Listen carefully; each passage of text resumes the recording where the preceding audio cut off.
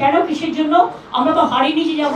হারলে আমি যদি শপথ দিতে যেতাম তাহলে আমি রেজিগনেশনটা করতাম। নজিরবিহীন পরাজয়ের পর এবার বিধানসভা নির্বাচন নিয়ে মুখ খুলেছেন ভারতের পশ্চিমবঙ্গের 3বারের মুখ্যমন্ত্রী মমতা বন্দ্যোপাধ্যায়। তিনি সরাসরি অভিযোগ করেছেন নির্বাচন কমিশন বিজেপির পক্ষপাতিত্ব করে তাকে জোর করে হারিয়েছে। এছাড়া নির্বাচনের প্রচারণার সময় একটি কেন্দ্রের সকল সিসিটিভি বন্ধ করে তাকে মারধর সহ পেট ও পশ্চাৎ দেশেও লাথি মারা হয়েছে, যার পেছনে ভারতের বর্তমান প্রধানমন্ত্রী ও স্বরাষ্ট্রমন্ত্রীরও হাত রয়েছে।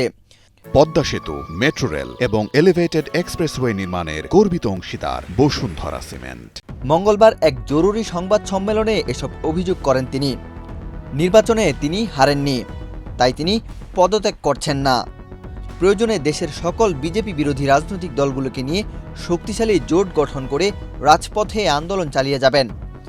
নির্বাচনের পরপরই তার এমন মন্তব্যে পশ্চিমবঙ্গের রাজনীতিতে নতুন করে উত্তাপ ছড়িয়েছে। গত সোমবার পশ্চিমবঙ্গের বিধানসভা নির্বাচনের ফলাফল ঘোষণা করা হয়। এতে শোচনীয়ভাবে পরাজিত হয় মমতা বন্দ্যোপাধ্যায়ের দল তৃণমূল কংগ্রেস।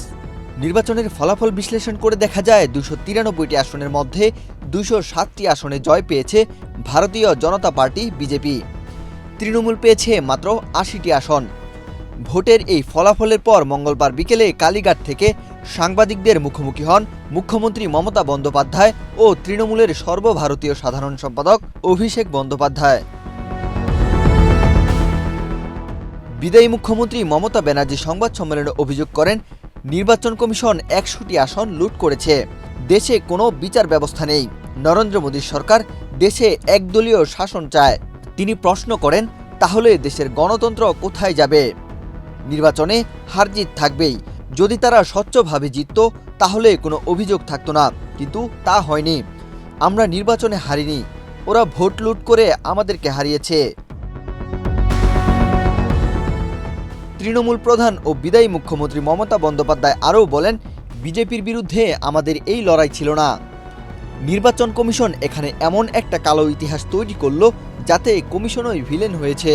তারা মানুষের অধিকার লুট করেছে। ভোটের আগে সব জায়গায় রেড করা হয়েছে, সব অফিসারকে বদলে দেওয়া হয়েছে। বিজেপি আর কমিশনের মধ্যে যোগসাজশ রয়েছে।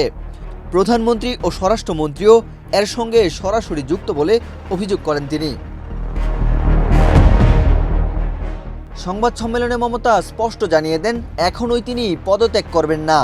তিনি বলেন, কেন পদত্যাগ করব? আমরা তো হারিনি। জোর করে ভোট লুট করে আমাদেরকে হারানো হয়েছে। এখানে ইস্তফার প্রশ্ন আসছে কোথা থেকে? মমতা আরও বলেন, এতদিন তিনি চেয়ারে থেকে অনেক কিছু সহ্য করেছেন, কিন্তু এখন তিনি মুক্তবিহঙ্গ। তিনি রাস্তার লোক, রাস্তায় ছিলেন, আবার রাস্তাতেই থাকবেন এবং সব অন্যায়ের বিরুদ্ধে লড়াই করে যাবেন। শারীরিক হেনস্থার অভিযোগ তুলে মমতা ব্যানার্জি বলেন, ভোট কেন্দ্রে ঢুকতে গেলে বিজেপির কেন্দ্রীয় গুন্ডা বাহিনী তাকে মারতে মারতে বের করে দিয়েছে। একজন মহিলা হিসেবে যেভাবে তার উপর অত্যাচার করা হয়েছে, একজন মানুষ হিসেবে তা তিনি ধারণাও করতে পারেন না। প্রথমে গাড়ি থামানো হয়, পরে বুথে ঢুকতে বাধা দেওয়া হয়। সংবাদ সম্মেলনে তার পেট ও পশ্চাৎ দেশে লাথি মারার মতো গুরুতর অভিযোগ করে তিনি বলেন, সব সিসিটিভি বন্ধ করেই তারা এই ধরনের কাজ করেছে। ওয়াহিদ হুসাইন জিহাদ, বাংলাদেশ প্রতিদিন।